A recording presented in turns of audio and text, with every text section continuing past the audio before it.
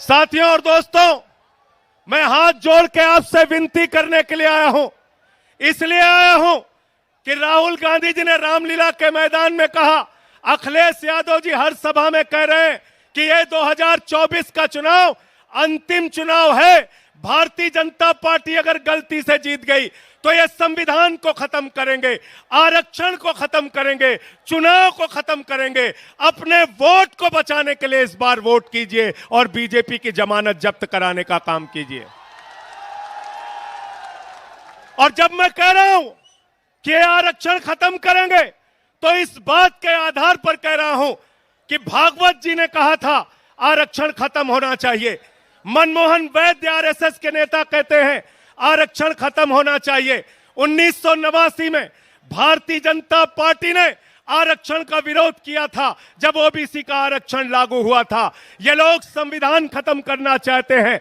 लल्लू सिंह कहते हैं अयोध्या के प्रत्याशी, संविधान खत्म करो। ज्योति मिर्धा कहती हैं संविधान खत्म करो।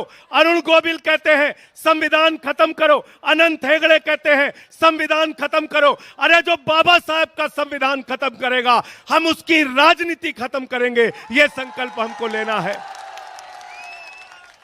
इतनी नफरत है भाजपा के मन में, इतनी नफरत। 5 साल तक मुख्यमंत्री रहे अखिलेश यादव जी, 5 साल तक। और जब अपना घर खाली किया तो भाजपा के लोगों ने गंगा जल से वो घर धुलने का काम किया। इतनी नफरत।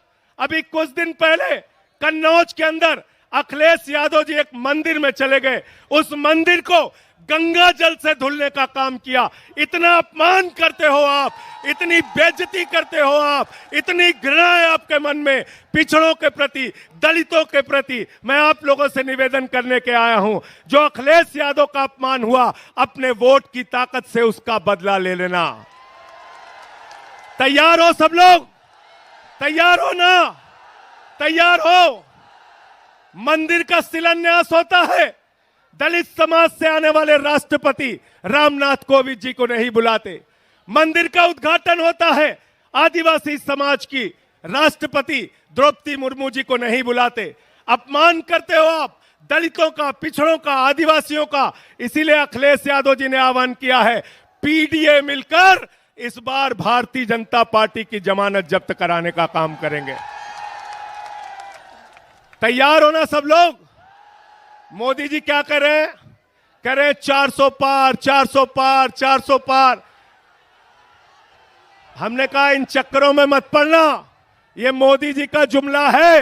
गए थे बंगाल में, बोले 200 पार, 200 पार, 200 पार, आई 73 सीट। गए झारखंड में, बोले 65 पार, 65 पार, 65 पार, आई 23 सीट। गए हरियाणा में, बोले 75 पार, 75 पार, 75 पार, आई 40 सीट। गए महाराष्ट्र में, कहने लगे 150 पार, 150 पार, 150 पार, आई 105 सीट। गए कर्नाटक में, कहने लगे 130 पार, 130 पार, 130 पार, आई 65 सीट। गए दिल्ली में, कहने लगे 45 पार, 45 पार, 45 पार, आई 8 सीट। गए मिजोरम में, कहने लगे 21 पार, 21 पार, 21 पार, आई 1 सीट। अब कह रहे 400 पार, 400 पार, 400 पार। जनता करिए तड़ी पार, तड़ी पार, तड़ी पार।